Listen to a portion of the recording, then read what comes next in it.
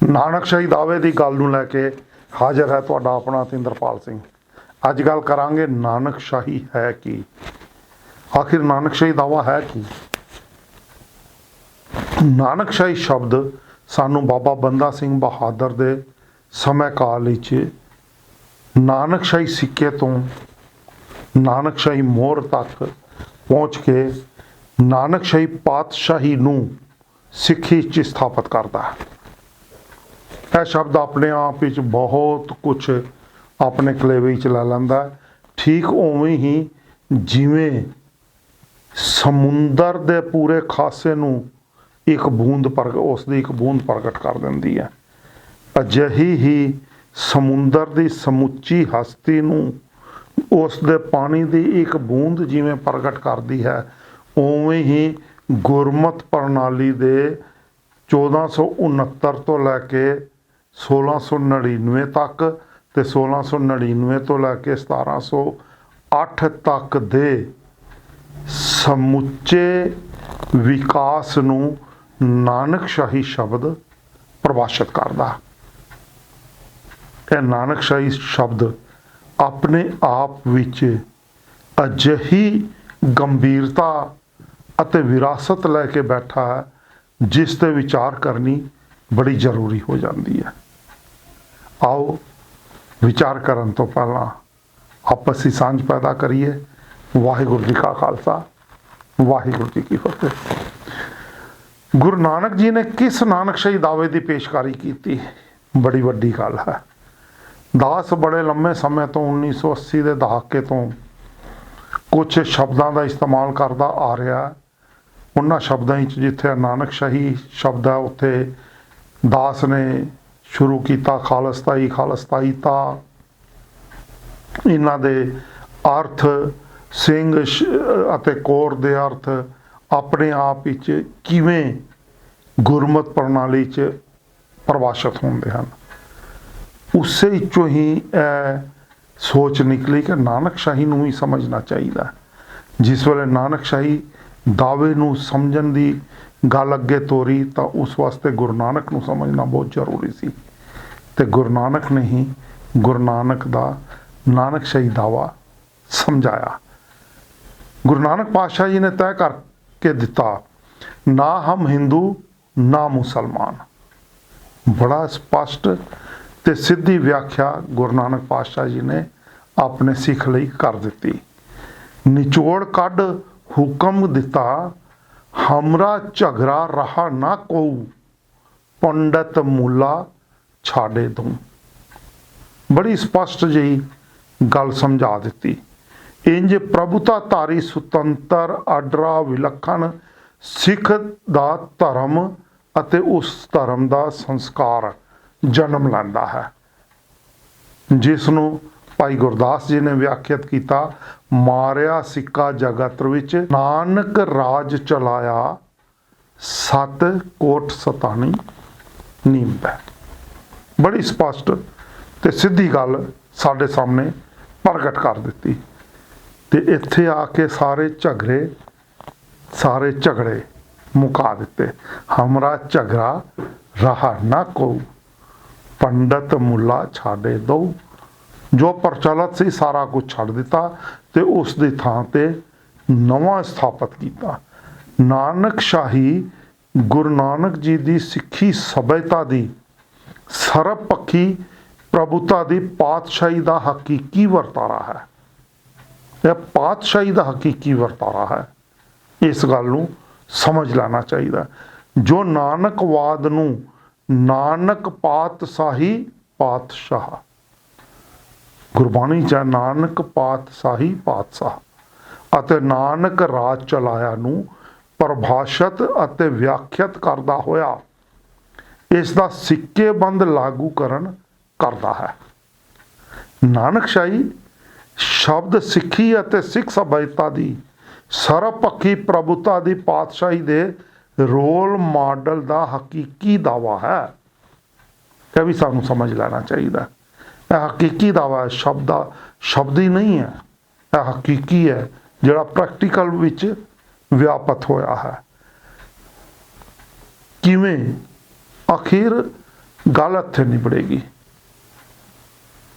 कुछ इकल्ले शब्द अपने पिछे पूरा विश्वकोश का बहुकोणी, बहुध्रुवी ਅਤੇ ਬਹੁਪੱਖੀ ਦਿਵ ਦ੍ਰਿਸ਼ਟੀ ਵਾਲਾ ਆਪਣੇ ਆਪ ਵਿੱਚ ਆਪ ਹੀ ਵਰਗਾ ਖਾਸਾ ਰੱਖਦੇ ਹਨ। ਇਹ ਉਹਨਾਂ ਵਿੱਚੋਂ ਹੀ ਇੱਕ ਸ਼ਬਦ ਹੈ ਨਾਨਕਸ਼ਾਹੀ। ਨਾਨਕਸ਼ਾਹੀ ਗੁਰਮਤਿ ਸੰਸਾਰ ਦੀ ਵਿਸ਼ਵਕੋਸ਼ੀ ਅਰਥਾਵਲੀ ਮੂਲ ਤੱਤ ਦਾ ਪਸਾਰਾ ਹੈ। ਇੱਕੋ ਸ਼ਬਦ ਵਿੱਚ ਅਜਿਹੀ ਸ਼ਕਤੀ ਹੈ ਕਿ ਜਿਸ ਕੌਮ ਨਮਿਤ, ਮਤਲਬ ਜਿਸ ਕੌਮ ਨਮਿਤ, ਸਿੱਖ ਕੌਮ ਨਮਿਤ ਇਹ ਵਰਤਿਆ ਗਿਆ ਹੈ, ਉਸ ਸਿੱਖ ਕੌਮ ਦੀ ਪੂਰੀ ਇਤਿਹਾਸਕਤਾ, ਵਰਤਾਰੇ, ਵਿਸ਼ਵਾਸ, ਸੋਚ, ਵਿਵੇਕ, ਬਿਰਤਾਂਤ, ਸਭਿਅਤਾ, ਆਚਰਨ, ਕਿਰਦਾਰ, ਸੰਕਲਪ, ਪ੍ਰਣਾਲੀ, ਇੱਥੋਂ ਤੱਕ ਕਿ ਉਸ ਦੀ ਸੁਤੰਤਰਤਾ ਦੀ ਪ੍ਰਭੁਤਾ ਅਤੇ ਵਿਲੱਖਣਤਾ ਨੂੰ ਪ੍ਰਗਟ ਕਰਦਾ ਹੈ। ਇੱਕੋ ਸ਼ਬਦ। ਤਾਂ ਹੀ ਤਾਂ ਮੈਂ ਆਰੰਭ ਵਿੱਚ ਕਿਹਾ ਕਿ ਸਮੁੰਦਰ ਦੀ ਹਸਤੀ ਜਿਵੇਂ ਇੱਕ ਬੂੰਦ ਵਿੱਚ ਪ੍ਰਗਟ ਹੋ ਜਾਂਦੀ ਹੈ, ਉਵੇਂ ਹੀ ਸਮੁੱਚੀ ਗੁਰਮਤ ਪ੍ਰਣਾਲੀ ਦੀ ਮਰਿਆਦਾ, ਹਸਤੀ ਅਤੇ ਦਾਵਾ ਨਾਨਕਸ਼ਾਹੀ ਸ਼ਬਦ ਵਿੱਚ ਪ੍ਰਗਟ ਹੋ ਜਾਂਦਾ ਹੈ। ਇਹ ਨਾਨਕ ਰਾਜ ਚਲਾਇਆ ਸਚਕੋਟ ਸਤਾਨੀ ਨੀਂਵਦਾ ਦੀ ਪ੍ਰਭੁਤਾਧਾਰੀ ਸ਼ਬਦਾਵਲੀ ਦੀ ਵਿਆਖਿਆ ਪ੍ਰਣਾਲੀ ਹੈ, ਜਿਸ ਵਿੱਚ ਸੰਸਕ੍ਰਿਤ, ਹੁਣ ਇੱਥੇ ਆ ਕੇ ਜਦੋਂ ਕਨਫਿਊਜ਼ਨ ਆਉਂਦੇ ਨੇ ਨਾ, ਉਹ ਕਨਫਿਊਜ਼ਨ ਦੂਰ ਕਰਨੇ ਬੜੇ ਜ਼ਰੂਰੀ ਹੁੰਦੇ ਨੇ। ਤੇ ਨਾਨਕਸ਼ਾਹੀ ਸ਼ਬਦ ਵਿੱਚ, ਪ੍ਰਣਾਲੀ 'ਚ, ਸਭਿਅਤਾ 'ਚ, ਧਰਮ 'ਚ ਇਹ ਸਾਰੇ ਜਿੰਨੇ ਵੀ ਦੁਆਇਤ ਨੇ, ਦੁਵਿਧਾਵਾਂ ਨੇ, ਉਹ ਦੂਰ ਕੀਤੀਆਂ ਗਈਆਂ ਨੇ। ਕਿਵੇਂ? ਬੜੀ ਸਪਸ਼ਟ ਜੀ ਗੱਲ ਹੈ। ਸੰਸਕ੍ਰਿਤ, ਦੇਵਨਾਗਰੀ, ਅਰਬੀ, ਫਾਰਸੀ, ਉਰਦੂ ਜਾਂ ਹੋਰ ਪ੍ਰਚਲਿਤ ਖੜੀ ਬੋਲੀਆਂ ਤੇ ਹੋਰ ਭਾਰਤ ਦੇ ਅੱਡੋ ਅੱਡ ਇਲਾਕੇ 'ਚ ਬੋਲੀਆਂ ਜਾਣ ਵਾਲੀਆਂ ਬੋਲੀਆਂ ਦੇ ਇਸਤੇਮਾਲ ਇਹ ਗੁਰਮੁਖੀ ਸ਼ਬਦ ਵਿੱਚ ਹੋਏ ਹਨ। ਬੋਲੀਆਂ ਆਈਆਂ ਹਨ, ਪਰ ਕਿਵੇਂ ਤੇ ਕਿਸ ਰੂਪ ਵਿੱਚ ਅਪਣਾਈਆਂ ਗਈਆਂ ਉਸ ਨੂੰ ਸਮਝਣਾ ਬੜਾ ਜ਼ਰੂਰੀ ਹੈ। ਮੁਕੰਮਲ ਤੌਰ ਤੇ ਜਿਹੜੇ ਸ਼ਬਦ ਗੁਰਮਤਿ ਪ੍ਰਣਾਲੀ ਗੁਰਬਾਣੀ 'ਚ ਅਪਣਾਏ ਗਏ, ਉਹਨਾਂ ਦਾ ਨਾਨਕਸ਼ਾਹੀਕਰਨ ਕਰ ਦਿੱਤਾ ਗਿਆ। ਸਮੁੱਚੇ ਰੂਪ ਵਿੱਚ ਉਹਨਾਂ ਦਾ ਨਾਨਕਸ਼ਾਹੀਕਰਨ ਕਰ ਦਿੱਤਾ ਗਿਆ, ਗੁਰਮਤੀਕਰਨ ਕਰਕੇ ਸ਼ਬਦ ਅਪਣਾਏ ਗਏ। ਉਸ ਵਾਸਤੇ ਕੀ ਜ਼ਰੂਰੀ ਹੁੰਦਾ? ਉਹ ਜੋ ਕੀਤਾ ਨਾਨਕਸ਼ਾਹੀ ਪ੍ਰਣਾਲੀ ਨੇ, ਉਹ ਸਮਝਣਾ ਬੜਾ ਜ਼ਰੂਰੀ ਹੈ। ਉਸ ਲਈ ਚਰਿੱਤਰ ਸ਼ਬਦ, ਮੁਕੰਮਲ ਸ਼ਬਦ ਦਾ ਮੁਕੰਮਲ ਚਰਿੱਤਰ, ਤਤਸਾਰ, ਗਿਆਨ ਬੋਧ ਅਤੇ ਨਾਲੋਂ ਨਾਲ ਸੋਚ ਅਤੇ ਚਿੰਤਨ ਪ੍ਰਣਾਲੀ ਦਾ ਉਹ ਕੁਛ ਵੀ ਗ੍ਰਹਿਣ ਨਹੀਂ ਕੀਤਾ ਜਿਹੜਾ ਸ਼ਬਦ ਜਿਹੜੀ ਭਾਸ਼ਾ ਵਿੱਚੋਂ ਆਇਆ, ਆਪਣੀ ਮੂਲ ਭਾਸ਼ਾ ਵਿੱਚ ਜੋ ਚੀਜ਼ ਉਹ ਪ੍ਰਗਟਾਉਂਦਾ ਸੀ, ਉਹ ਕੁਛ ਵੀ ਗ੍ਰਹਿਣ ਨਹੀਂ ਕੀਤਾ। ਕਿਹੜੇ ਕਿਹੜੇ ਮਾਮਲੇ 'ਚ? ਨਾ ਚਰਿੱਤਰ ਵਿੱਚ, ਨਾ ਤਤਸਾਰ ਵਿੱਚ, ਨਾ ਗਿਆਨ ਬੋਧ ਵਿੱਚ, ਨਾ ਵਿਚਾਰ ਵਿੱਚ, ਨਾ ਹੀ ਸੋਚ ਅਤੇ ਚਿੰਤਨ ਵਿੱਚ। ਇਹਨਾਂ ਸਾਰਿਆਂ ਨੂੰ ਖਤਮ ਕਰਕੇ, ਮਤਲਬ ਉਸ ਦੀ ਜਿੱਥੋਂ ਸ਼ਬਦ ਆਇਆ ਉੱਥੋਂ ਉਸ ਦੀ ਉਹ ਸਾਰੀ ਹੀ ਚੀਜ਼, ਜਿਵੇਂ ਖੰਡੇ ਬਾਟੇ ਦੀ ਪੌਲ ਛਕਾਉਣ ਲੱਗਿਆ, ਪਿਛਲਾ ਧਰਮ ਨਾਸ਼, ਵੰਸ਼ ਨਾਸ਼, ਜਾਤ ਨਾਸ਼, ਕੁਲ ਨਾਸ਼, ਇਤਿਹਾਸ ਨਾਸ਼ ਕਰਕੇ ਨਵੇਂ ਨੂੰ ਜਨਮ ਦਿੱਤਾ। ਉਵੇਂ ਹੀ ਗੁਰਮਤਿ ਪ੍ਰਣਾਲੀ ਵਿੱਚ ਨਾਨਕਸ਼ਾਹੀ ਭਾਸ਼ਾ ਗੁਰਮੁਖੀ ਨੇ ਗੁਰੂ ਗ੍ਰੰਥ ਸਾਹਿਬ ਜੀ 'ਚ ਜਿਹੜੇ ਵੀ ਸ਼ਬਦ ਅਪਣਾਏ ਗਏ, ਉਹਨਾਂ ਨੂੰ ਗੁਰਬਾਣੀ 'ਚ ਆਪਣੇ ਨਵੇਂ ਅਰਥ ਦਿੱਤੇ। ਉਸੇ ਨੂੰ ਕਹਿੰਦੇ ਨੇ ਗੁਰਮਤਿ ਦਾ ਬੋਧ, ਗੁਰਮਤਿ ਗਿਆਨ ਬੋਧ। ਤੇ ਸ਼ਬਦ ਦਾ ਵੀ ਗੁਰਮਤਿ ਗਿਆਨ ਸ਼ਬਦ ਬੋਧ। ਇਹ ਹੈਗੀ ਜੇ ਨਾਨਕਸ਼ਾਹੀ ਪ੍ਰਣਾਲੀ ਦੇ ਵਿੱਚ ਜੋ ਮੁਕੰਮਲ ਤੌਰ ਤੇ ਤੈਅ ਕੀਤਾ ਗਿਆ। ਤਾਂ ਹੀ ਗੁਰੂ ਨਾਨਕ ਦਾ ਦਾਵਾ ਹੈ ਨਾ ਹਮ ਹਿੰਦੂ ਨਾ ਮੁਸਲਮਾਨ, ताही निचोड़ कढ़ के गुरु नानक ने कह दिता ना, हमरा झगड़ा रहा ना कहू, पंडित मुला छाड़े दो। यह एग्जैक्ट इस रूप विच जद तक असी अपनी गुरमत प्रणाली नूं नहीं समझते, उदों तक असी नानक नूं भी नहीं समझ सकते, 10 गुरु पातशाहियां दी पातशाही नूं भी नहीं समझ सकते, गुरु गोबिंद सिंह पातशाह जी के खंडे बाटे की पौड़ नूं नहीं समझ सकते, तो बाबा बंदा सिंह बहादुर के नानक शाही सिक्के ते नानक शाही मोहर नूं नहीं समझ सकते।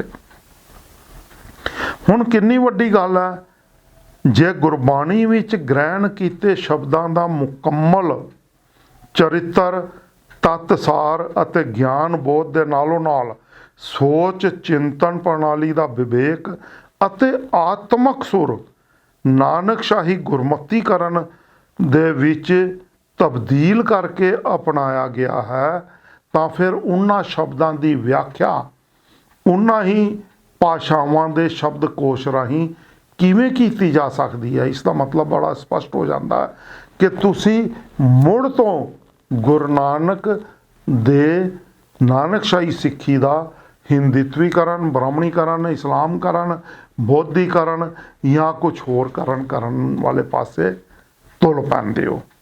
ये विवर्जत है। ऐसे उवें ही गुरु नानक ने रोक लाई है, जिवें गुरु नानक ने कहा कि मनुखता विभाजित नहीं की जा सकती। एक खून है, एक श्वास ने, इक्को मिट्टी नाल देह बनी है सारिਆਂ ਦੀ, इक्को सार सारिਆਂ ਦੇ तत्सार ने, तो इसलिए मनुखता ही ना कोई जात है, ना कोई वर्ण है, ना कोई लिंग भेद है, तो ना ही कोई जेंडर भेद है, कुछ भी नहीं हैगा। तो फिर गुरु नानक ने की किया, किहड़ी मनुखता? गुरु नानक ने समझाया नानकशाही सिक्खी के दावे च कि सिर्फ मनुखता 2 टाइप की है, मनमुख ते गुरमुख।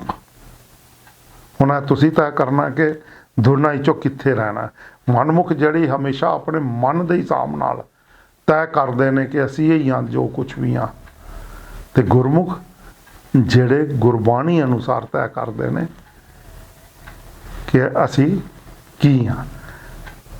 जो नवीन अर्थावली दी गई है, गुरमत प्रणाली की नानकशाही अर्थावली दी गई है, उसकी शब्दावली का शब्द बोध अते शब्दकोश खुद गुरबाणी नूं ही संदर्भ अते प्रसंग सहित बनाया गया है, जिसका मूल तत्त है गुरबाणी राही गुरबाणी की व्याख्या बिल्कुल स्पष्ट ते सीधी, जिस विच कोई भी अनमति विपर्स अते साख्ती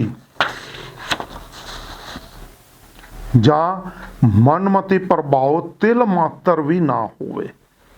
है जे नानकशाही सोच दी सिक्के बंद मोहर ईमानदारी नाल स्वीकार करना पवेगा कि यह काम सिख सभ्यताधारी धर्म अते सोच विच आत्मक अते विद्यक पद्धर ते हाले आरंभ नहीं होया है। इसलिए सानू नानकशाही दावे की लोड़ है।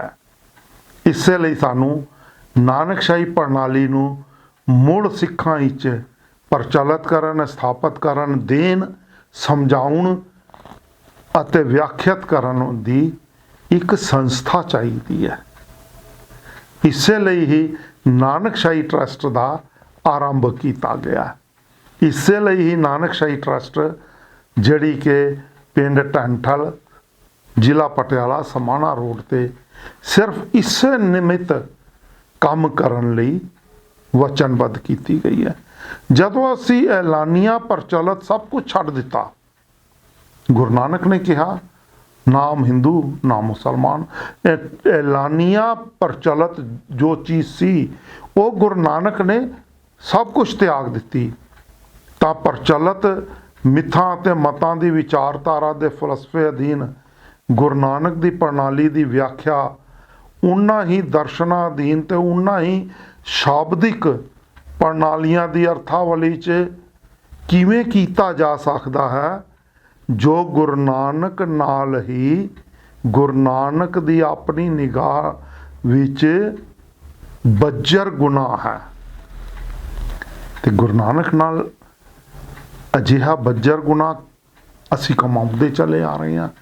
ਪ੍ਰਚਲਿਤ ਮਿੱਥਾਂ ਵਿੱਚੋਂ ਹੀ, ਉਹਨਾਂ ਗ੍ਰੰਥਾਂ ਵਿੱਚੋਂ ਹੀ, ਉਹਨਾਂ ਧਰਮਾਂ ਵਿੱਚੋਂ ਹੀ ਸਿੱਖੀ ਨੂੰ ਵਿਆਖਿਅਤ ਕਰ ਕਰਕੇ, ਜਦ ਕਿ ਸਿੱਖ ਸਭਿਅਤਾ ਇਸ ਦੀ ਮਾਨਤਾ ਨਹੀਂ ਦਿੰਦੀ।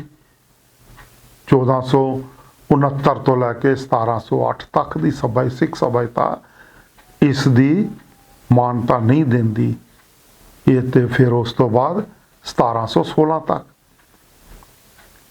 ਜੋ ਗੁਰੂ ਨਾਨਕ ਜੀ ਦੇ ਸਾਹਮਣੇ ਹਾਲਾਤ ਸਨ ਅਤੇ ਉਹਨਾਂ ਹਾਲਾਤਾਂ ਨੂੰ ਗੁਰੂ ਨਾਨਕ ਜੀ ਨੇ ਬਦਲ ਕੇ ਅਨਮਤੀਆਂ ਵਿਪਰ ਤਾਕਤਾਂ ਨੂੰ ਆਪਣੀ ਗੁਰਮੁਖੀ ਬਾਣੀ ਰਾਹੀਂ ਉਹਨਾਂ ਦੇ ਹੀ ਪਰਿਭਾਸ਼ਤ ਸ਼ਬਦਾਂ ਦੀ ਨਾਨਕੀ ਸਿੱਖੀ 'ਚ ਬਦਲ ਦਿੱਤੀ ਗਈ ਵਿਆਖਿਆ ਅਤੇ ਸੋਚ ਵਿਵੇਕ ਪ੍ਰਣਾਲੀ ਪ੍ਰਦਾਨ ਕੀਤੀ। ਇਸ ਨਵੀਂ ਸੁਤੰਤਰ ਪ੍ਰਭੁਤਾਧਾਰੀ ਅਰਥਾਵਲੀ ਦੀ ਅਕਾਲ ਹੋਂਦ ਵਿੱਚ ਹੀ ਨਾਨਕਸ਼ਾਹੀ ਸਿੱਖੀ ਨੂੰ ਸਮਝਾਇਆ ਅਤੇ ਵਿਆਖਿਅਤ ਕੀਤਾ ਜਾ ਸਕਦਾ ਹੈ। ਇਸੇ ਨੂੰ ਹੀ ਨਾਨਕਸ਼ਾਹੀ ਦਾਵਾ ਮੰਨਿਆ ਅਤੇ ਕਿਹਾ ਜਾਂਦਾ ਹੈ। ਇਹ ਜੇ ਨਾਨਕਸ਼ਾਹੀ ਦਾਵਾ ਗੁਰੂ ਨਾਨਕ ਨੇ ਇਸ ਦੀ ਬੜੀ ਸਪਸ਼ਟ ਸੋਚ ਸਾਹਮਣੇ ਲੈ ਆਂਦੀ। ਜਿਸ ਵੇਲੇ ਗੁਰੂ ਨਾਨਕ ਪਾਤਸ਼ਾਹ ਜੀ ਦਾ ਭੱਦਣ ਕਰਨਾ ਚਾਹਿਆ ਤੇ ਉਹਨਾਂ ਨੇ ਸਖਤੀ ਨਾਲ ਮਨਾ ਕਰ ਦਿੱਤਾ, ਤੇ ਜਨੇਊ ਪਾਉਣਾ ਚਾਹਿਆ ਤੇ ਉਹਨਾਂ ਨੇ ਸਖਤੀ ਨਾਲ ਨਾ ਕਰ ਦਿੱਤੀ। ਇਹ ਸੀ ਨਾਨਕਸ਼ਾਹੀ ਦਾਵਾ ਕਿ ਮੈਂ ਵਿਪਰਵਾਦ ਦਾ ਕੁਝ ਵੀ ਨਹੀਂ ਲੈਣਾ, ਅਨਮਤੀਆਂ ਦਾ ਕੁਝ ਵੀ ਨਹੀਂ ਲੈਣਾ।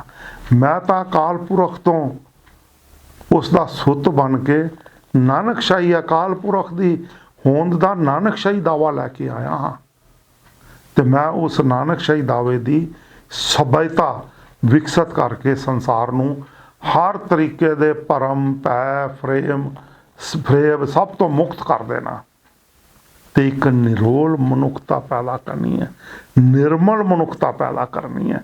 ਤੇ ਨਿਰੋਲ ਤੇ ਨਿਰਮਲ ਮਨੁੱਖਤਾ ਪੈਦਾ ਕਰਨ ਦਾ ਹੀ ਦਾਵਾ ਹੈ ਨਾਨਕਸ਼ਾਹੀ ਦਾਵਾ।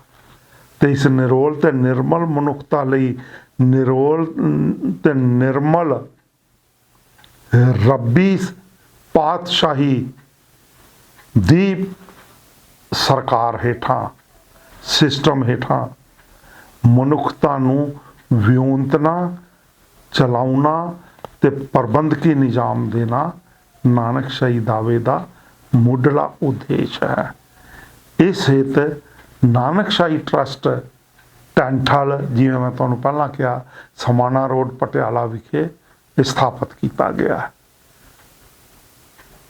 ਟੈਂਠਲ ਵਿਖੇ ਜਿਹੜਾ ਨਾਨਕਸ਼ਾਹੀ ਦਾਵਾ ਪ੍ਰਗਟ ਕਰਨ ਵਾਲਾ ਟਰਸਟ ਸਥਾਪਿਤ ਕੀਤਾ ਗਿਆ, ਉਸ ਵਿੱਚ ਮੈਂ ਨਾਲੋਂ ਨਾਲ ਉਸ ਦਾ ਜਿਹੜਾ ਕੰਮ ਚੱਲ ਰਿਹਾ, ਬੜੇ ਜੰਗੀ ਪੱਧਰ ਤੇ ਕੰਮ ਚੱਲ ਰਿਹਾ। ਪਿੱਛੇ ਮੈਂ ਤੁਹਾਨੂੰ ਮੂਵੀ ਦਿਖਾ ਰਿਹਾ, ਬਹੁਤ ਜੰਗੀ ਪੱਧਰ ਤੇ ਉੱਥੇ ਹੀ ਕੰਮ ਚੱਲ ਰਿਹਾ। ਹੁਣੇ ਤੱਕ ਜਿੰਨਾ ਵੀ ਕੰਮ ਚੱਲ ਰਿਹਾ ਸੀ, ਉਸ ਲਈ ਕੋਈ ਵੀ ਕਿਸੇ ਦੇ ਘਰ ਘਰ ਜਾ ਕੇ ਅਸੀਂ ਉਗਰਾਹੀ ਨਹੀਂ ਕੀਤੀ।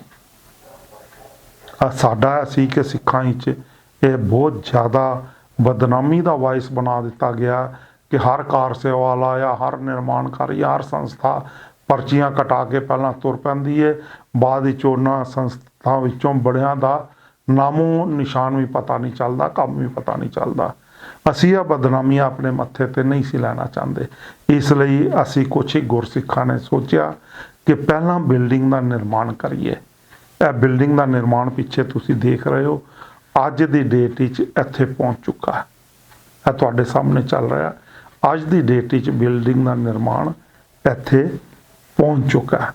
ਹੁਣ ਇੱਥੇ ਪਹੁੰਚਣ ਤੋਂ ਬਾਅਦ ਸਾਡੀ ਸੰਭਾਵਨਾ ਕਿ ਆਉਣ ਵਾਲੇ ਘੱਟੋ ਘੱਟ 6 ਮਹੀਨਿਆਂ ਦੇ ਅੰਦਰ ਅੰਦਰ ਅਸੀਂ ਇੱਥੇ 2 ਸੰਸਥਾਨ ਮੁਕੰਮਲ ਤੌਰ ਤੇ ਆਰੰਭ ਕਰ ਦਈਏ। ਇੱਕ ਤਾਂ ਨਾਨਕਸ਼ਾਹੀ ਦਾਵੇ ਦਾ ਗੁਰਦੁਆਰਾ ਸਾਹਿਬ ਤੇ ਦੂਸਰਾ ਨਾਨਕਸ਼ਾਹੀ ਦਾਵੇ ਦਾ ਵਿਚਾਰ ਘਰ, ਜਿੱਥੇ ਵਿਚਾਰਾਂ ਤਾਂ ਆਰੰਭ ਹੋਣ। ਉਸ ਤੋਂ ਬਾਅਦ ਅਸੀਂ ਅਗਲੇ ਕੰਮ ਆਰੰਭਾਂਗੇ। ਤੇ ਇਸ ਲਈ ਹੁਣ ਅਸੀਂ ਸੰਗਤਾਂ ਤੋਂ ਸਹਾਇਤਾ ਚਾਹੁੰਦੇ ਹਾਂ। ਬੜੀ ਸਪਸ਼ਟ ਗੱਲ ਹੈ। ਬੈਂਕ ਅਕਾਊਂਟ ਦਾ ਤੁਹਾਨੂੰ ਕੋਡ ਵੀ ਦੇ ਰਹੇ ਹਾਂ, ਅਕਾਊਂਟ ਨੰਬਰ ਵੀ ਦੇ ਰਹੇ ਹਾਂ। ਸੰਗਤ ਸਿਰਫ ਤੇ ਸਿਰਫ ਆਪਣੇ ਭਾਰਤੀ ਅਕਾਊਂਟ ਵਿੱਚੋਂ ਹੀ, ਮਤਲਬ ਭਾਰਤ ਦੇ ਬੈਂਕਾਂ ਵਿੱਚ ਸਥਾਪਿਤ ਅਕਾਊਂਟ ਵਿੱਚੋਂ ਹੀ ਅਸੀਂ ਮਾਇਆ ਚਾਹੁੰਦੇ ਹਾਂ। ਉਹ ਵੀ ਮਾਇਆ ਜਿਹੜੀ ਦਸਵੰਧ ਰੂਪ ਵਿੱਚ ਤੁਸੀਂ ਆਪਣੀ ਦਿਓ, ਬੈਂਕ ਅਕਾਊਂਟ 'ਚ ਜਮ੍ਹਾਂ ਕਰਾਓ। ਜਮ੍ਹਾਂ ਕਰਾਉਣ ਤੋਂ ਬਾਅਦ WhatsApp 'ਤੇ ਸੁਨੇਹਾ ਦੇ ਕੇ ਉਸ ਦੀ ਪਰਚੀ ਜ਼ਰੂਰ ਕਟਾਓ। ਜਿਹੜੇ ਵਿਦੇਸ਼ਾਂ ਵਿੱਚ ਸਿੱਖ ਨਾਨਕਸ਼ਾਹੀ ਟਰੱਸਟ ਨਾਲ ਜੁੜਨਾ ਚਾਹੁੰਦੇ ਨੇ, ਉਹਨਾਂ ਨੂੰ ਵੀ ਬੇਨਤੀ ਹੈ ਕਿ ਭਾਰਤ ਸਰਕਾਰ ਦੀਆਂ ਹਦਾਇਤਾਂ ਅਨੁਸਾਰ ਵਿਦੇਸ਼ਾਂ ਤੋਂ ਅਸੀਂ ਪੈਸੇ ਨਹੀਂ ਲੈ ਸਕਦੇ, ਇਹ ਪ੍ਰਤੀਬੰਧ ਹੈ ਸਾਡੇ 'ਤੇ। ਉਹ ਆਪਣੇ ਭਾਰਤੀ ਅਕਾਊਂਟ ਵਿੱਚੋਂ ਹੀ ਪੈਸਾ ਟ੍ਰਾਂਸਫਰ ਕਰਨ ਜਾਂ ਚੈੱਕ ਦੇਣ ਜਾਂ ਆ ਕੇ ਰਸੀਦ ਕਟਾਉਣ। ਹੁਣ ਅਗਲੇ ਕੰਮ ਲਈ ਅਸੀਂ ਸੰਗਤ ਤੋਂ ਸਹਾਇਤਾ ਚਾਹੁੰਦੇ ਹਾਂ। ਕਿਉਂ ਚਾਹੁੰਦੇ ਹਾਂ ਸਹਾਇਤਾ? ਇਸ ਨਿਮਿਤ ਕਿ ਅਸੀਂ ਜਿਹੜੇ 10 ਕੰਮ ਮਿੱਥੇ ਨੇ ਨਾਨਕਸ਼ਾਹੀ ਟਰੱਸਟ ਵਿੱਚ ਕਰਨ ਵਾਸਤੇ, ਉਹ ਬਿਨਾਂ ਸੰਗਤ ਦੇ ਸਹਿਯੋਗ ਤੋਂ ਨਹੀਂ ਚੱਲ ਸਕਦੇ। ਹੁਣ ਨਾਨਕਸ਼ਾਹੀ ਟਰੱਸਟ ਦੇ ਜਿਹੜਾ ਕਾਰ ਵਿਹਾਰ ਚਲਾਉਣਾ, ਉਸ ਨਿਮਿਤ ਅਸੀਂ ਸੰਗਤ ਦੀ ਸਰਗਰਮੀ ਨਾਲ ਸਹਾਇਤਾ ਚਾਹੁੰਦੇ ਹਾਂ। ਸਰਗਰਮੀ ਨਾਲ ਸਹਾਇਤਾ ਤੋਂ ਪਹਿਲਾਂ ਇਹ ਪਤਾ ਹੋਣਾ ਚਾਹੀਦਾ ਕਿ ਸੰਗਤ ਨੂੰ ਅਸੀਂ ਕਰਨਾ ਕੀ ਚਾਹੁੰਦੇ ਹਾਂ। ਪਹਿਲਾਂ ਉੱਥੇ ਇੱਕ ਨਾਨਕਸ਼ਾਹੀ ਦਾਵੇ ਦਾ ਗੁਰਦੁਆਰਾ ਸਾਹਿਬ ਸਥਾਪਿਤ ਕੀਤਾ ਜਾਵੇਗਾ, ਜੋ ਲੋੜਵੰਦ ਪਰਿਵਾਰਾਂ ਦੇ ਸਿੱਖੀ ਸਾਬਤ ਸੂਰਤ ਸਿੱਖਾਂ ਵਿੱਚ ਲੋੜਵੰਦ ਪਰਿਵਾਰਾਂ ਦੇ ਸਾਰੇ ਹੀ ਜੋ ਵੀ ਉਸ ਗੁਰਦੁਆਰਾ ਸਾਹਿਬ ਵਿੱਚ ਆਉਣਗੇ ਸਿੱਖ, ਚਾਹੇ ਉਹ ਅਰਬਪਤੀ ਹੈ ਤੇ ਚਾਹੇ ਉਹ ਬਿਲਕੁਲ ਆਰਥਿਕ ਪੱਧਰ 'ਤੇ ਕਮਜ਼ੋਰ ਹੈ, ਉਹਨਾਂ ਦੇ ਸਾਰੇ ਹੀ ਸਿੱਖ ਰਹਿਤ ਮਰਿਆਦਾ ਅਨੁਸਾਰ, ਜਿਹੜੀ ਪੰਥਕ ਸਿੱਖ ਰਹਿਤ ਮਰਿਆਦਾ ਜਾਰੀ ਕੀਤੀ ਗਈ ਹੈ, ਲਾਗੂ ਕੀਤੀ ਗਈ ਹੈ, ਉਸ ਸਿੱਖ ਰਹਿਤ ਮਰਿਆਦਾ ਅਨੁਸਾਰ ਜਿੰਨੇ ਵੀ ਕੰਮ ਸਿੱਖ ਰਹਿਤ ਮਰਿਆਦਾ ਵਿੱਚ ਲਿਖੇ ਨੇ, ਉਹ ਸਾਰੇ ਸੰਸਕਾਰ ਤੇ ਕਰਮ ਮੁਫਤ ਵਿੱਚ ਹੋਣਗੇ। ਪਾਓ, ਆਨੰਦ ਕਾਰਜ ਕਰਨਾ, ਉਹਦੀ ਕੋਈ ਫੀਸ ਨੀਅਤ ਨਹੀਂ ਹੋਏਗੀ। ਅੰਮ੍ਰਿਤ ਸੰਸਕਾਰ ਕਰਨਾ, ਉਸ ਲਈ ਕੋਈ ਪੈਸਾ ਨਹੀਂ ਲਿਆ ਜਾਵੇਗਾ। ਮ੍ਰਿਤਕ ਸੰਸਕਾਰ ਕਰਨਾ, ਭੋਗ ਪਾਉਣਾ, ਉਹਦੇ ਲਈ ਕੋਈ ਪੈਸਾ ਨਹੀਂ ਲਿਆ ਜਾਏਗਾ। ਤੁਸੀਂ ਖੁਸ਼ੀ ਨਿਮਿਤ ਕੋਈ ਅਰਦਾਸ ਕਰਨੀ ਹੈ, ਸਮਾਗਮ ਕਰਨਾ, ਉਸ ਨਿਮਿਤ ਕੋਈ ਪੈਸਾ ਨਹੀਂ ਲਿਆ ਜਾਏਗਾ। ਤੁਸੀਂ ਪੰਥਕ ਫੈਸਲਿਆਂ ਵਿੱਚ ਗੁਰਮਤ ਅਨੁਸਾਰ ਤੇ ਗੁਰੂ ਗ੍ਰੰਥ ਤੇ ਗੁਰੂ ਪੰਥ ਦੀ ਚੜ੍ਹਦੀ ਕਲਾ ਨਿਮਿਤ ਕੋਈ ਸਭਾ ਕਰਨੀ ਹੈ, ਵਿਚਾਰ ਗੋਸ਼ਟੀ ਕਰਨੀ ਹੈ, ਉੱਥੇ ਤੁਸੀਂ ਕਰ ਸਕੋਗੇ, ਕੋਈ ਪੈਸਾ ਨਹੀਂ ਲਿਆ ਜਾਏਗਾ। ਨਾਨਕਸ਼ਾਹੀ ਟਰੱਸਟ ਵਿੱਚ ਸੰਤ ਸਿਪਾਹੀ ਦੇ ਰੂਪ ਵਿੱਚ ਚਰਚਾ ਸੰਭਵ ਹੋਏਗੀ। ਸਿਰ ਗੁਰੂ ਗ੍ਰੰਥ ਤੇ ਗੁਰੂ ਪੰਥ ਨਿਮਿਤ ਧੜੇਬਾਜ਼ੀ ਨਹੀਂ ਚੱਲੇਗੀ, ਰਾਜਨੀਤਿਕ ਧੜੇਬਾਜ਼ੀ ਨਹੀਂ ਚੱਲੇਗੀ, ਸਮਾਜਿਕ ਧੜੇਬਾਜ਼ੀ ਨਹੀਂ ਚੱਲੇਗੀ, ਇੱਕ ਦੂਜੇ ਦਾ ਵਿਰੋਧ ਨਹੀਂ ਚੱਲੇਗਾ। ਸਿਰ ਗੁਰੂ ਗ੍ਰੰਥ ਤੇ ਗੁਰੂ ਪੰਥ ਦੀ ਚੜ੍ਹਦੀ ਕਲਾ ਲਈ ਕੋਈ ਵੀ ਗਰੁੱਪ, ਕੋਈ ਵੀ ਸੰਸਥਾ ਇੱਥੇ ਸਾਰੇ ਕਾਰਜ ਬਿਨਾਂ ਕਿਸੇ ਫੀਸ ਤੋਂ ਕਰ ਸਕੇਗੀ। ਹੁਣ ਉਹਦੇ ਵਿੱਚ ਕੀ ਪ੍ਰੋਵਾਈਡ ਕੀਤਾ ਜਾਏਗਾ ਨਾਨਕਸ਼ਾਹੀ ਸੰਸਥਾ ਵੱਲੋਂ, ਨਾਨਕਸ਼ਾਹੀ ਟਰੱਸਟ ਵੱਲੋਂ? ਤੁਹਾਨੂੰ ਏਅਰ ਕੰਡੀਸ਼ਨ ਹਾਲ ਮਿਲੇਗਾ, ਸਤਸੰਗ ਕਰਨ ਲਈ ਗੁਰਦੁਆਰਾ ਸਾਹਿਬ ਮਿਲੇਗਾ, ਸਭਾ ਕਰਨ ਲਈ ਕੁਰਸੀਆਂ ਲੱਗਿਆ ਏਅਰ ਕੰਡੀਸ਼ਨ ਹਾਲ ਮਿਲੇਗਾ, ਮਾਈਕ ਮਿਲੇਗਾ, ਸਾਊਂਡ ਸਿਸਟਮ ਪੂਰਾ ਮਿਲੇਗਾ, ਤੇ ਨਾਲੋਂ ਨਾਲ ਹੀ ਤੁਹਾਡੀ ਜਿਹੜੀ ਸਭਾ ਦੀ ਕਾਰਵਾਈ ਹੈ ਉਹ ਸਾਰੀ ਦੀ ਸਾਰੀ ਵੀਡੀਓਗ੍ਰਾਫੀ ਹੋਏਗੀ। ਉਸ ਦੀ ਵੀਡੀਓਗ੍ਰਾਫੀ ਤੁਹਾਨੂੰ ਮੁਫਤ ਮਿਲੇਗੀ। ਤੁਹਾਨੂੰ ਕੋਈ ਫੋਟੋਗ੍ਰਾਫਰ ਵੀ ਲਿਆਉਣ ਦੀ ਲੋੜ ਨਹੀਂ, ਤੁਹਾਨੂੰ ਕੁਝ ਵੀ ਕਰਨ ਦੀ ਲੋੜ ਨਹੀਂ। ਔਰ ਜਿਹੜੀ ਤੁਹਾਡੀ ਸਭਾ ਦੀ ਕਾਰਵਾਈ ਚੱਲੇਗੀ, ਉਹ ਸਾਰੀ ਦੀ ਸਾਰੀ ਕਾਰਵਾਈ ਨਾਨਕਸ਼ਾਹੀ ਟਰੱਸਟ ਦੀ ਵੈਬਸਾਈਟ 'ਤੇ ਅਤੇ YouTube ਚੈਨਲ 'ਤੇ ਲਾਈਵ ਟੈਲੀਕਾਸਟ ਹੋਏਗੀ, ਤਾਂ ਜੋ ਸੰਸਾਰ ਨੂੰ ਪਤਾ ਹੋਏ ਕਿ ਗੁਰੂ ਗ੍ਰੰਥ ਤੇ ਗੁਰੂ ਪੰਥ ਸਾਹਿਬ ਲਈ ਨਿਸ਼ਕਾਮ ਰੂਪ ਵਿੱਚ ਕਿਹੜੇ ਕਿਹੜੇ ਸੰਗਠਨ ਕੰਮ ਕਰਦੇ ਪਏ ਨੇ। ਉਹਨਾਂ ਨੂੰ ਇੱਥੋਂ ਸਮੁੱਚੇ ਰੂਪ ਵਿੱਚ ਸੰਸਾਰ ਦੇ ਸਾਹਮਣੇ ਪ੍ਰਕਾਸ਼ਿਤ ਕੀਤਾ ਜਾਏਗਾ, ਉਹਨਾਂ ਦੀ ਅਪਰੋਚ ਬਣਾਈ ਜਾਏਗੀ। ਇਹ ਅਸੀਂ ਨਾਨਕਸ਼ਾਹੀ ਗੁਰਦੁਆਰਾ ਸਾਹਿਬ ਅਤੇ ਨਾਨਕਸ਼ਾਹੀ ਵਿਚਾਰ ਘਰ ਵਿੱਚ ਕਰਾਂਗੇ। ਆਉਣ ਵਾਲੇ 6 ਮਹੀਨੇ ਵਿੱਚ ਅਸੀਂ ਇਹ ਪੰਥ ਨੂੰ ਸਮਰਪਿਤ ਕਰ ਦਾਂਗੇ। ਇਸੇ ਦੇ ਨਾਲੋਂ ਨਾਲ ਭਾਈ ਲਾਲੋ ਦੀ ਧਰਮਸ਼ਾਲ ਦੇ ਉਦੇਸ਼ ਵਾਂਗ ਹੀ ਗੁਰਦੁਆਰਾ ਸਾਹਿਬ ਵਿੱਚ ਸਤਸੰਗ ਹੋਇਆ ਕਰੇਗਾ। ਅਖੰਡ ਪਾਠ ਪੈਸੇ ਲੈ ਕੇ ਨਹੀਂ ਹੋਣਗੇ, ਉੱਕਾ ਹੀ ਨਹੀਂ ਹੋਣਗੇ। ਜੇ ਕਿਸੇ ਨੇ ਅਖੰਡ ਪਾਠ ਸਾਹਿਬ ਕਰਾਉਣਾ ਤੇ ਉਹ ਆਪ ਪਾਠ ਕਰੇਗਾ, ਪੂਰਾ ਪਰਿਵਾਰ ਪਾਠ ਕਰੇਗਾ ਤਾਂ ਇਜਾਜ਼ਤ ਹੋਏਗੀ, ਨਹੀਂ ਤਾਂ ਅਖੰਡ ਪਾਠ ਸਾਹਿਬ ਵੇਚੇ ਜਾਣਗੇ ਪਾਠ, ਨਾ ਹੀ ਮੋਖ ਲੈ ਕੇ ਪਾਠ ਕਰਵਾਏ ਜਾਣਗੇ। ਇੱਥੋਂ ਤੱਕ ਕਿ ਜਿੰਨੇ ਵੀ ਸਮਾਗਮ ਹੋਣਗੇ ਤੁਹਾਨੂੰ ਕੜਾ ਪ੍ਰਸ਼ਾਦ ਦੀ ਦੇਗ ਵੀ ਨਾਨਕਸ਼ਾਹੀ ਟਰਸਟ ਵੱਲੋਂ ਹੀ ਬਣਾ ਕੇ ਦਿੱਤੀ ਜਾਏਗੀ। ਸਾਰੀਆਂ ਸੁਵਿਧਾਵਾਂ ਜਿੰਨੀਆਂ ਅਸੀਂ ਲੋੜੀਂਦੀਆਂ ਨੇ ਉਹ ਦਿੱਤੀਆਂ ਜਾਣਗੀਆਂ। ਇਸ ਵਿੱਚ ਸਮਾਗਮ ਹੋ ਗਏ, ਜਨਮ ਸੰਸਕਾਰ, ਮ੍ਰਿਤਕ ਸੰਸਕਾਰ, ਆਨੰਦ ਸੰਸਕਾਰ, ਅੰਮ੍ਰਿਤ ਸੰਸਕਾਰ। ਅੰਮ੍ਰਿਤ ਸੰਸਕਾਰ ਵਿੱਚ ਕਕਾਰ ਅਤੇ ਗੁਰੂ ਗ੍ਰੰਥ ਸਾਹਿਬ ਜੀ ਦੇ ਨਾਲ ਸੰਬੰਧਿਤ ਕਿਤਾਬਾਂ ਦੇ ਸੈੱਟ ਮੁਫਤ ਦਿੱਤੇ ਜਾਇਆ ਕਰਨਗੇ। ਗੁਰਮਤ ਦ੍ਰਿੜਵਾਉਣ ਲਈ ਗੁਰਮਤ ਕੈਂਪ, ਗੁਰਮਤ ਕਲਾਸਾਂ, ਖਾਲਸਾ ਪੰਥ ਦੇ ਹੱਕਾਂ ਅਤੇ ਦ੍ਰਿੜਤਾ ਲਈ ਗੁਰਮਤੇ ਸੋਧਨੇ ਜਾਂ ਦੀਵਾਨ ਸਜਾਉਣੇ, ਗੁਰਮਤ ਪ੍ਰਚਾਰ ਲਈ ਗੁਰਸੰਗਤ ਕਰਨੀ ਬਿਨਾਂ ਕਿਸੇ ਵੀ ਗੁਰਦੁਆਰਾ ਫੀਸ ਤੋਂ ਹੋਏਗਾ। ਜਿਹੜੇ ਗੁਰਮਤ ਟ੍ਰੇਨਿੰਗ ਕੈਂਪ ਲਾਏ ਜਾਣਗੇ, ਗੁਰਮਤ ਦੀਆਂ ਕਲਾਸਾਂ ਲਾਈਆਂ ਜਾਣਗੀਆਂ, ਉੱਥੇ ਨਾਨਕਸ਼ਾਹੀ ਟਰਸਟ ਲੰਗਰ ਦਾ ਵੀ ਇੰਤਜ਼ਾਮ ਕਰਕੇ ਬੱਚਿਆਂ ਲਈ ਆਪਣੇ ਕੋਲੋਂ ਦੇਵੇਗਾ। ਕਿਤੋਂ ਕੋਈ ਉਗਰਾਹੀ ਕਰਨ ਦੀ ਲੋੜ ਨਹੀਂ ਹੈਗੀ।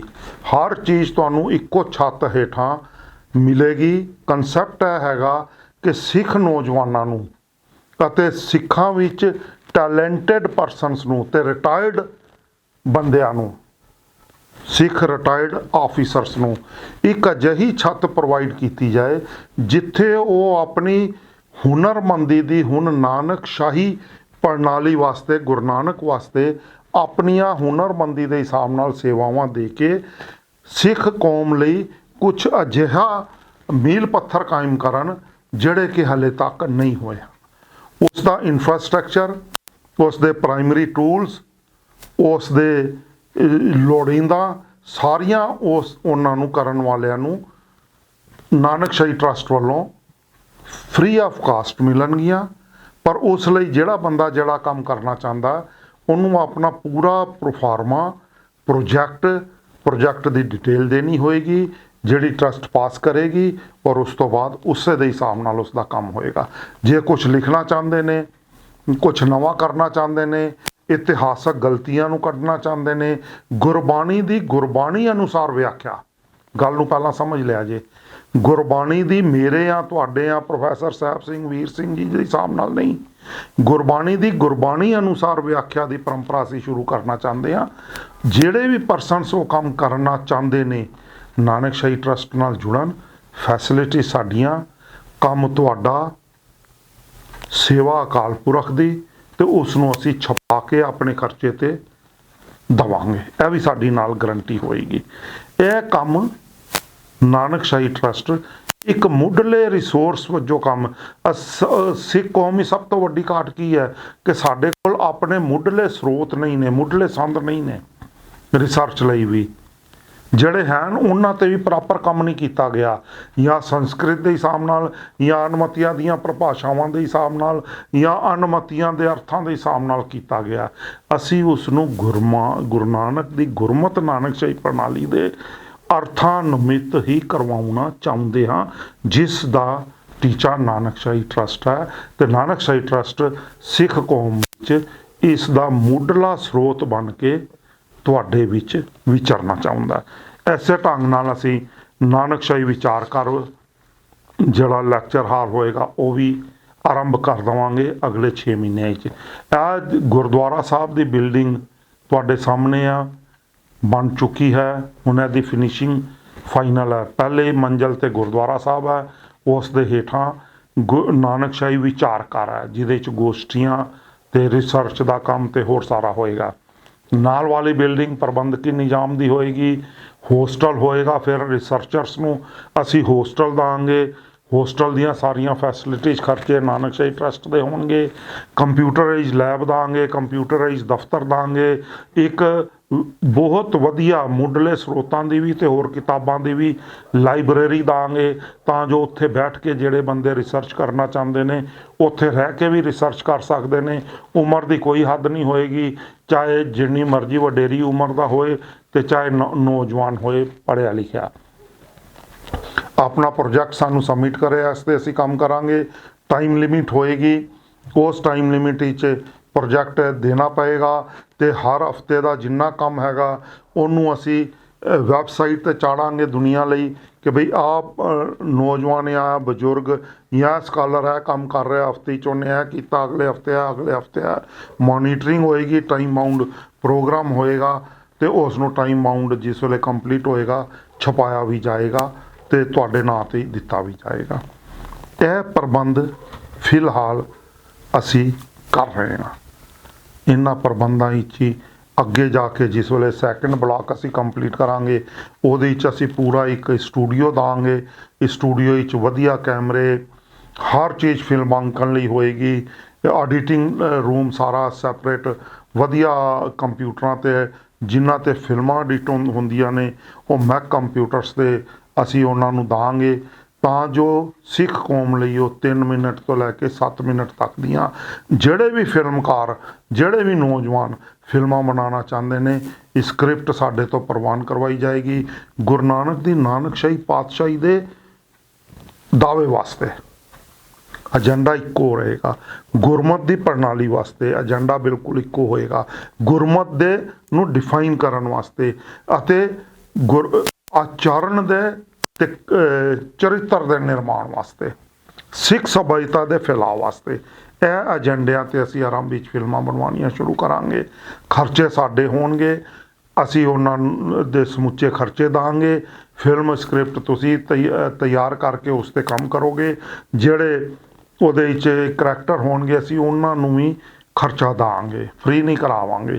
ਨੌਜਵਾਨਾਂ ਦੀ ਕ੍ਰੀਏਟੀਵਿਟੀ ਕ੍ਰੀਏਟ ਕਰਾਂਗੇ, ਉਹਨੂੰ ਆਪਣੇ YouTube ਚੈਨਲ 'ਤੇ ਚਲਾਵਾਂਗੇ। ਉਸ YouTube ਚੈਨਲ ਤੋਂ ਜਿੰਨੀ ਉਸ ਫਿਲਮ ਦੀ ਇਨਕਮ ਹੋਏਗੀ, ਉਹ ਫਿਲਮ ਦੀ ਇਨਕਮ ਜਿਹੜਾ ਨੌਜਵਾਨ ਉਹਦੇ ਵਿੱਚ ਪਾਰਟ ਲੈ ਰਿਹਾ, ਡਾਇਰੈਕਟਰ ਹੈਗਾ, ਉਹ ਅੱਧੀ ਉਹਨੂੰ ਦਾਂਗੇ, ਅੱਧੀ ਟਰਸਟ ਦੀ ਹੋਏਗੀ। ਸਾਰੇ ਖਰਚੇ ਟਰਸਟ ਕਰੇਗੀ, ਫਿਰ ਵੀ ਅਸੀਂ ਅੱਧੀ ਇਨਕਮ ਉਹਨੂੰ ਦਾਂਗੇ ਕ੍ਰੀਏਟੀਵਿਟੀ ਦੀ। ਇਹ ਇੰਝ ਦੇ ਪ੍ਰੋਜੈਕਟ ਲੈ ਕੇ ਅਸੀਂ ਤੁਹਾਡੇ ਸਾਹਮਣੇ ਆ ਰਹੇ ਹਾਂ। ਇਸੇ ਦੇ ਨਾਲ ਹੀ ਖੋਜ ਕੇਂਦਰ ਵੀ ਹੋਏਗਾ।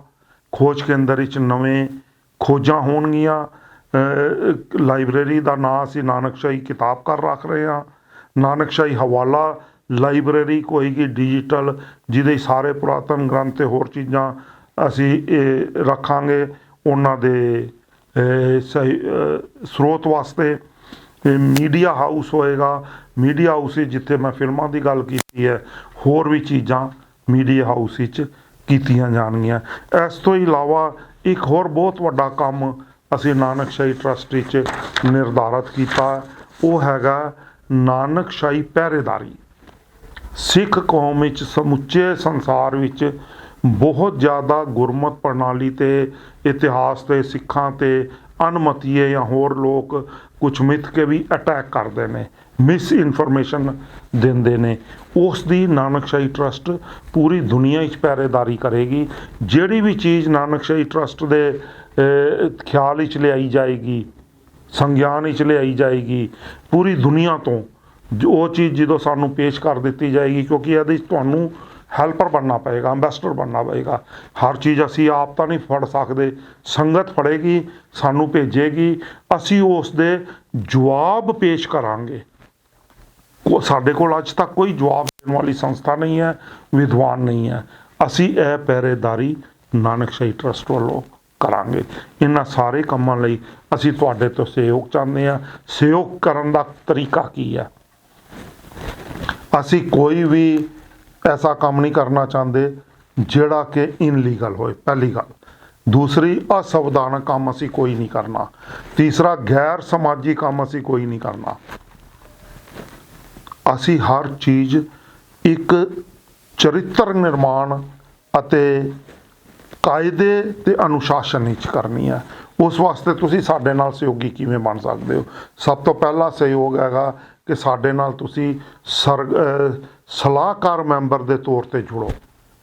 ਸਾਡੀ ਮੈਂਬਰਸ਼ਿਪ ਲਓ, ਨਾਨਕਸ਼ਾਹੀ ਟਰਸਟ ਦੀ ਮੈਂਬਰਸ਼ਿਪ ਲਓ। ਸਾਡੀ ਤੋਂ ਭਾਵ ਹੈ ਨਾਨਕਸ਼ਾਹੀ ਟਰਸਟ ਦੀ ਮੈਂਬਰਸ਼ਿਪ ਲਓ ਤੇ ਸਾਡੇ ਨਾਲ ਸਲਾਹਕਾਰ ਮੈਂਬਰ ਦੇ ਤੌਰ ਤੇ ਜੁੜੋ। ਜਿਹੜੇ ਸਲਾਹ ਦੇਣੀਆਂ ਚਾਹੁੰਦੇ ਨੇ, ਜਿਹੜੇ ਚਾਹੁੰਦੇ ਨੇ ਇੰਝ ਹੋਣਾ ਚਾਹੀਦਾ, ਹੋਣਾ ਚਾਹੀਦਾ, ਹੋਣਾ ਚਾਹੀਦਾ, ਉਹ ਸਾਡੇ ਸਲਾਹਕਾਰ ਮੈਂਬਰ ਬਣਨ।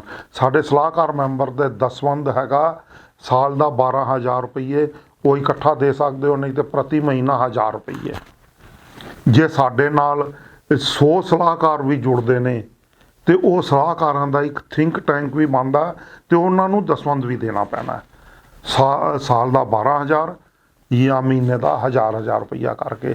ਦੂਸਰੇ ਮੈਂਬਰ ਸਾਡੇ ਨਾਲ ਜੁੜ ਸਕਦੇ ਨੇ ਸਰਗਰਮ ਮੈਂਬਰ, ਜਿਹੜੀਆਂ ਸਾਡੀਆਂ ਗਤੀਵਿਧੀਆਂ ਵਿੱਚ ਵੀ ਪਾਰਟ ਲੈਣ ਤੇ ਸਾਨੂੰ ਵੀ ਸਰਗਰਮ ਰੱਖਣ ਤੇ ਆਪ ਸਰਗਰਮੀ ਨਾਲ ਕੰਮ ਵੀ ਕਰਨ। ਉਹਨਾਂ ਦਾ ਦਸਵੰਧ ਹੈਗਾ 500 ਰੁਪਏ ਪ੍ਰਤੀ ਮਹੀਨਾ, ਸਾਲ ਦਾ 6000 ਰੁਪਈਏ। ਉਸ 500 ਰੁਪਏ ਪ੍ਰਤੀ ਮਹੀਨਾ ਦੇ ਕੇ ਜੇ ਸਾਡੇ ਨਾਲ 500 ਸਰਗਰਮ ਮੈਂਬਰ ਵੀ ਜੁੜਦੇ ਨੇ ਤੇ ਇਹ ਕੌਮ ਦਾ ਸਮੁੱਚਾ ਕੰਮ ਨਾਨਕਸ਼ਾਹੀ ਟਰਸਟ ਬਿਨਾਂ ਕਿਸੇ ਤੋਂ ਵੀ ਮਾਇਆ ਉਗਰਾਏ ਸਾਰੇ ਕੰਮ ਕਰ ਸਕਦੀ ਹੈ। ਜੇ ਸਾਡੇ ਨਾਲ 500 ਸਹਿਯੋਗੀ ਮੈਂਬਰ ਸਲਾਹਕਾਰ ਮੈਂਬਰ ਜੁੜ ਜਾਣ ਅਤੇ 500 ਸਰਗਰਮ ਮੈਂਬਰ ਜੁੜ ਜਾਣ ਤੇ ਸਾਰੇ ਕੰਮ ਰਹਿੰਦੀ ਦੁਨੀਆ ਵਿੱਚ ਅਸੀਂ ਸੈਲਫ ਸਫੀਸ਼ੀਐਂਟ ਰੂਪ ਵਿੱਚ ਬਿਨਾਂ ਪੈਸੇ ਉਗਰਾਏ ਸਾਰੇ ਕੰਮ ਕਰ ਸਕਦੇ ਹਾਂ। ਇਸ ਲਈ ਦਾਸ ਤੁਹਾਡੇ ਸਾਰਿਆਂ ਦੇ ਚਰਨਾਂ ਵਿੱਚ ਬੇਨਤੀ ਕਰਦਾ ਕਿ ਆਓ ਨਾਨਕਸ਼ਾਹੀ ਪ੍ਰਣਾਲੀ ਨਾਲ ਜੁੜੀਏ। ਤੀਸਰੀ ਮੈਂਬਰਸ਼ਿਪ ਸਾਡੀ ਹੈਗੀ ਹੈ ਸਹਿਯੋਗੀ ਮੈਂਬਰ ਦੀ। ਜੇ ਤੁਸੀਂ ਸਾਡੇ ਨਾਲ ਸਿਰਫ ਸਹਿਯੋਗੀ ਮੈਂਬਰ ਬਣਨਾ ਚਾਹੁੰਦੇ ਹੋ, ਕਰਨਾ ਕੁਛ ਵੀ ਨਹੀਂ ਚਾਹੁੰਦੇ, ਸਿਰਫ ਸਹਿਯੋਗ ਹੀ ਦੇਣਾ ਚਾਹੁੰਦੇ ਹੋ ਤੇ ਸਹਿਯੋਗ ਦੇਣ ਵਾਸਤੇ ਖੁੱਲ੍ਹੀ ਹੈਗੀ ਹੈ। ਤੁਸੀਂ ਚਾਹੇ ਸਾਨੂੰ ਸਾਲ ਦੇ $1000 ਦਿਓ, ਚਾਹੇ ਸਾਲ ਦਾ ਲੱਖ ਰੁਪਈਆ ਦਿਓ, ਉਹ ਤੁਹਾਡਾ ਸਹਿਯੋਗ ਹੈ। ਸਹਿਯੋਗੀ ਮੈਂਬਰਾਂ ਦੀ ਪੂਰੀ ਲਿਸਟ ਹੋਏਗੀ, ਹਰ ਸਾਰੀ ਚੀਜ਼ ਹੋਏਗੀ। ਉਹ ਸਾਡੇ ਨਾਲ ਸਹਿਯੋਗੀ ਮੈਂਬਰ ਬਣ ਸਕਦੇ ਨੇ ਕਿ ਬਈ ਅਸੀਂ ਸਿਰਫ ਤੁਹਾਡੇ ਵਾਸਤੇ ਇਹੀ ਕਰ ਸਕਦੇ ਹਾਂ ਤੇ ਉਹ ਵੀ ਕਰੋ। ਉਸ ਦੀ ਕੋਈ ਗਿਣਤੀ ਨਹੀਂ ਹੈ, ਜਿੰਨੀ ਤੁਹਾਡੀ ਇੱਛਾ, ਜੋ ਤੁਸੀਂ ਆਪਣੀ ਇੱਛਾ ਅਨੁਸਾਰ ਦਸਵੰਧ ਦੇਣਾ ਚਾਹੁੰਦੇ ਹੋ ਉਹ ਦਸਵੰਧ ਦੇ ਕੇ ਸਾਡਾ ਸਹਿਯੋਗੀ ਮੈਂਬਰ ਵੀ ਬਣ ਸਕਦੇ ਹੋ। ਚੌਥੀ ਪੌੜੀ ਹੈਗੀ ਹੈ ਸਾਡੇ ਨਾਲ ਜੁੜਨ ਦੀ। ਉਹ ਹੈਗੀ ਹੈ ਘੱਟੋ ਘੱਟ 250 ਰੁਪਏ ਪ੍ਰਤੀ ਮਹੀਨਾ ਦੇ ਕੇ ਸਾਡੀ ਮੈਂਬਰਸ਼ਿਪ ਲੈ ਸਕਦੇ ਹੋ।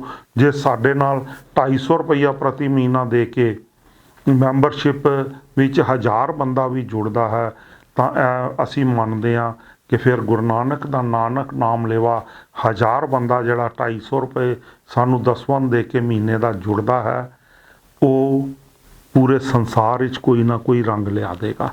ਅਸੀਂ ਉਹਨਾਂ ਨੂੰ ਲਿਟਰੇਚਰ ਦਾਂਗੇ, ਅਸੀਂ ਉਹਨਾਂ ਨੂੰ ਗਾਈਡੈਂਸ ਦਾਂਗੇ, ਅਸੀਂ ਉਹਨਾਂ ਨੂੰ ਲਿਖਤ ਸਮੱਗਰੀ ਦਾਂਗੇ, ਅਸੀਂ ਉਹਨਾਂ ਦੇ ਗੁਰਮਤਿ ਟ੍ਰੇਨਿੰਗ ਕੈਂਪ ਲਾਵਾਂਗੇ, ਉਹਨਾਂ ਦੇ ਪਰਿਵਾਰ ਦੇ ਗੁਰਮਤਿ ਟ੍ਰੇਨਿੰਗ ਕੈਂਪ ਲਾਵਾਂਗੇ।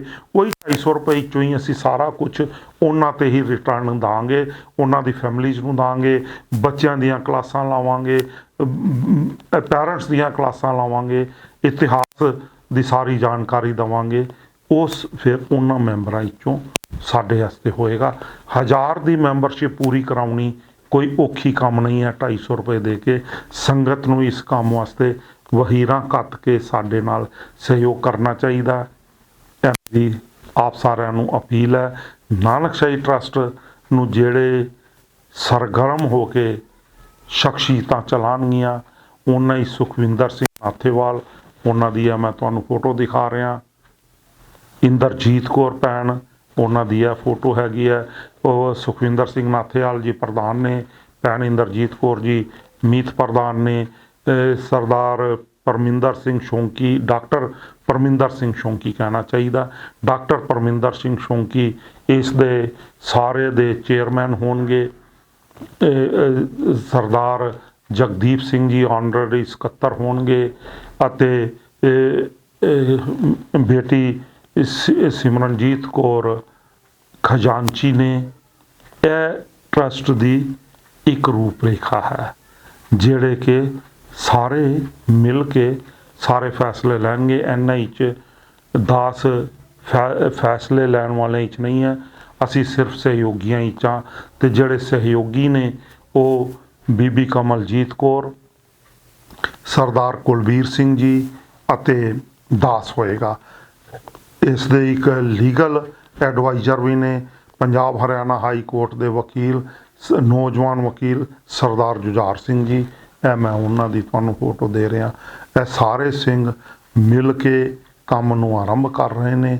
ਇਹਨਾਂ 'ਚ ਅੱਗੇ ਜਿਵੇਂ ਜਿਵੇਂ ਕੰਮ ਵਧਣਗੇ ਅਸੀਂ ਡਿਊਟੀਆਂ ਵੀ ਵਧਾਵਾਂਗੇ ਅਤੇ ਹੋਰ ਸੱਜਣਾਂ ਨੂੰ ਵੀ ਨਾਲ ਜੋੜਾਂਗੇ। ਖੁੱਲ੍ਹਾ ਫੀਲਡ ਹੈ।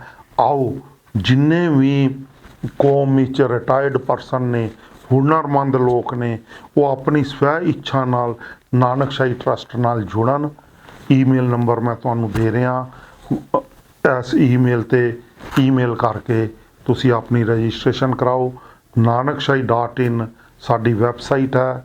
ਫੇਸਬੁੱਕ ਦਾ ਵੀ ਤੁਹਾਨੂੰ ਇਹੀ ਐਡਰੈਸ ਹੈ। ਮੈਂ ਸਾਰਾ ਕੁਝ ਨਾਲ ਨਾਲ ਉੱਪਰ ਆ ਰਿਹਾ, ਇਹਨਾਂ ਨੂੰ ਨੋਟ ਕਰੋ।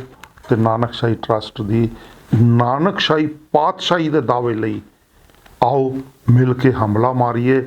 ਤੇ ਸੰਸਾਰ ਵਿੱਚ ਜਿੱਥੇ ਪੂਰੇ ਸੰਸਾਰ ਨੂੰ ਗੁਰੂ ਨਾਨਕ ਨੇ ਆਪਣੀਆਂ ਉਦਾਸੀਆਂ ਵਿੱਚ ਗਾਇਆ, ਆਓ ਅਸੀਂ ਪੂਰੇ ਸੰਸਾਰ ਵਿੱਚ ਗੁਰੂ ਨਾਨਕ ਦੀ ਨਾਨਕਸ਼ਾਹੀ ਪਾਤਸ਼ਾਹੀ ਦੇ ਦਾਅਵੇ ਨੂੰ ਪੇਸ਼ ਕਰੀਏ, ਹਕੀਕੀ ਰੂਪ ਦਈਏ।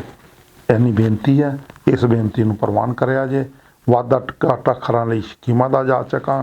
ਆਪਣੇ ਜਾਣਕਾਰਾਂ ਵਿੱਚ ਜਿਹੜੇ ਇਸ ਕੰਮ ਵਿੱਚ ਇੰਟਰਸਟਡ ਹੋਣ ਉਹਨਾਂ ਤੱਕ ਵੀਡੀਓ ਨੂੰ ਸ਼ੇਅਰ ਜ਼ਰੂਰ ਕਰਿਆ ਜੇ। ਅਸੀਂ YouTube ਚੈਨਲ C5 ਪੰਥ ਖਾਲਸਾ ਤੋਂ ਸਮੇਂ ਸਮੇਂ 'ਤੇ ਸਿੱਖੀ ਲਈ ਹੋਰ ਬਹੁਤ ਕੁਛ ਜਿਹੜੇ ਕੰਮ ਲੋੜੀਂਦੇ ਨੇ ਕਰਦੇ ਹਾਂ, ਉਹਨਾਂ ਨੂੰ ਕਰਦੇ ਰਹਾਂਗੇ। ਤੇ ਇਸ ਲਈ C5 ਪੰਥ ਖਾਲਸਾ ਚੈਨਲ ਨੂੰ ਸਬਸਕ੍ਰਾਈਬ ਕਰੋ ਤੇ ਬੈਲ ਦਾ ਬਟਨ ਮਤਲਬ ਘੰਟੀ ਜ਼ਰੂਰ ਉੱਥੇ ਨੱਪ ਦਿਓ ਤਾਂ ਜੋ ਤੁਹਾਨੂੰ ਨੋਟੀਫਿਕੇਸ਼ਨ ਆਉਂਦੇ ਰਹਿਣ। ਤੇ ਅਸੀਂ ਤੁਹਾਡੇ ਤੋਂ ਸਹਿਯੋਗ ਦੀ ਪੂਰਨ ਆਸ ਰੱਖਦੇ ਹਾਂ। ਵਾਹਿਗੁਰੂ ਜੀ ਕਾ ਖਾਲਸਾ, ਵਾਹਿਗੁਰੂ ਜੀ ਕੀ ਫਤਿਹ।